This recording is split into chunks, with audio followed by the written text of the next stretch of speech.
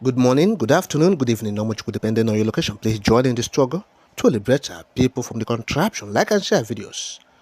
Nuro luayo, na nuro luayo. Nuro luayo, na nuro luayo. Ọ dịghị mgbe ike mmadụ ga-akarị ike Chukwu. Ọ dịghị mgbe ike Naịjirịa ga-akarị ike Biafra. Nna nuro, onye kere ụwa nuro luayo. Nna nuro, Olisa bi n'igwe nuro akwayo. Now, the news updates. This is about good and evil. This is about civilization and barbarism. Either you stand with people who are defending themselves, or you stand with those who cut the heads off babies. That's what this is about. It's not about anything else. Okay? We are in Nigeria at the moment, and unfortunately Nigeria has also known terrorism. You know what it's like when terror groups like Boko Haram kidnap young girls. There's never a reason for it except for hate. When terrorists blow up the United Nations building here in Abuja, there's no reason for it except for hate. This is not about religion. This is not about Islam or Judaism or Christianity. This is about evil and good. These Hamas terrorists are not acting in the name, they're using the name of Islam. But there is no Muslim that I have spoken to, many Muslims, imams, religious leaders who have expressed their shock and their outrage and their disgust of what we've seen, because they know that this gives a bad name to anybody who is claiming to be doing this in the name of Islam, and they're not. And it should be really clear that this is really nothing to do with that. So Israel is going to do what it needs to do in the coming days and weeks in order to destroy Hamas. Because if you want peace and you want to see an accommodation between Israelis and Palestinians, then Hamas can have no part of that. These are not people who you have peace with. I remind you of two other things, that in 1993 we signed the Oslo Accords, which was meant to be a new age of peace with Israel and the Palestinians. The first people to reject that were Hamas. Hamas were the ones who say there can never be peace, there can never be anything but the destruction of Israel, the death of all Israelis, the death of all Jews. And those people who say, well, maybe this is about occupation. In 2005, Israel left the Gaza Strip. Every single soldier, every single civilian left. Every single one, every single Israeli. So this is not about that. This is not about that at all in any way whatsoever. And we as a people are in shock, we are in mourning, and anybody who tries to justify this, I think that is clear to all of us, that anyone who won't condemn this, anyone who won't come out in a clear voice condemning this, needs to ask where their moral compass is.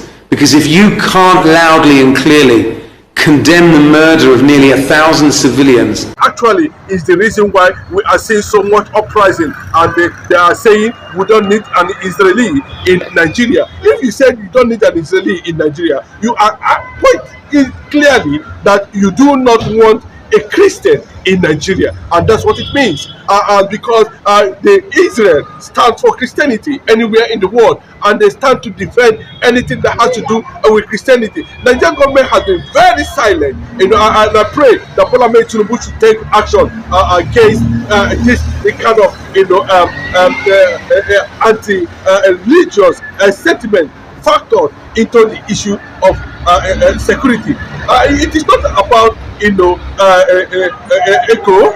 It's not about rough ego making that kind of statement. But the fact still remains that Israeli government themselves has actually shown solidarity for Christians, and of course for Biafra, giving the killings that has been going on, that has also been recognized and documented by the international community as a yardstick, to take up the Biafra movement to any organization, to any nation, for solidarity and support. And that is what we need. If the Northerners are saying that they do not need anything Israel in Nigeria, and that in fact that Tinubu should make sure that that very ambassador that had a very deep engagement with government officials led by Bianca Ojukwu and other people. And I think after that, saying it, that everything that's happening in Nigeria, between Nigeria and Biafra, between Muslim Nigeria and Christian Biafra, are being documented by the global community. And at a appointed time, they are going to release evidences that will show that Biafra deserve to be a sovereign nation, and Biafra deserve to separate from Nigeria. All the diplomatic engagement around the world currently now concerning Nigeria is facing a global resistance, given what the stand of the Nigerian government in killing of Christians. When Amnesty International reported a few days ago, was a very big indictment on the side of the Nigerian military, who people see, as not really giving security, but protecting the security of people who are bent on destroying lives and property. Then any form of resistance in that regard, maybe from Easterners, are being seen as a direct attack or resistance or defense to the Islamic agenda. And that is why you can see some of these soldiers have come out on several occasions and alerted the world on what is going on. And what is actually going on, that the Nigerian military might not be totally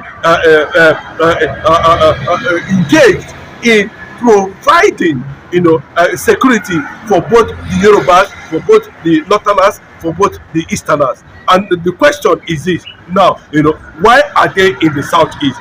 Then there's a report also in that regard, linking deeply the activities and decisions taken by the late President Muhammadu Buhari, having brought the entire repentant Boko Haram and deployed them to the eastern Nigeria. So it was actually deliberate, according to the report we are seeing, that over 2,000, 3,000 Biafrans were actually murdered and killed by Buhari and his terrorist Islamic Nigeria military.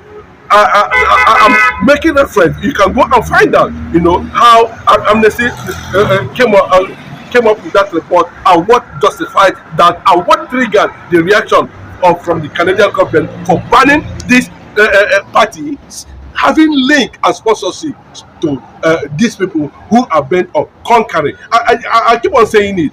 The problem is not the Southwest, the problem are the Biafrans. And outside that, imagine what it would look like in the absence of somebody like Mazi Nnamdi Kanu, who have, alerted the world on what is going on. And to an extent, the Jewish Federation of Jewish organizations around the world, have demanded that Mazi Nnamdi Kanu must be released, and that there's no how they will compare the issue of Gaza with that of Biafra. That Biafra issue is significant because Biafra has not taken arms against any organization, against any country, against any institution, against any government. That what Biafrans are looking for, are asking for, is for them to separate themselves and be able to defend themselves at every point, and without being compromising in the unity of being involved in compromising in the unity of Nigeria. What do I mean by compromising? We must understand very well, that the security architecture in Nigeria, in the police, in the army, and everywhere, seems to be, infiltrated, seems to be lopsided, seems to be working against the interest of people who are not seen with arms, especially people who are asking for the world to recognize their own freedom and sovereignty. Why Hamas was just, an arm swing of the Palestinian government, who has sworn an oath to destroy anything that has to do with Christianity anywhere in the world. And the suspicion that if Canadian government can come out and do that, and saying these parties are terrorist organizations, these APC and PDP are terrorist organizations, what does that tells you, what does that signify? What do you stand to gain from that information? The Nigerian media might not be able to publish it. You know, a lot of people will not be able to react to that. But what they are trying to let the world know at this point in time, you know, they are behind what is happening, and they come as a political party. You know, they come as an organization or a will or a tool for to climb into a position of authority, and with a hidden agenda. That's what it means. And what is the hidden agenda? And to continue the conquest, to continue the Islamization of Nigeria, to continue the destruction, you know, destabilization and oppression and suppression of the Biafrans.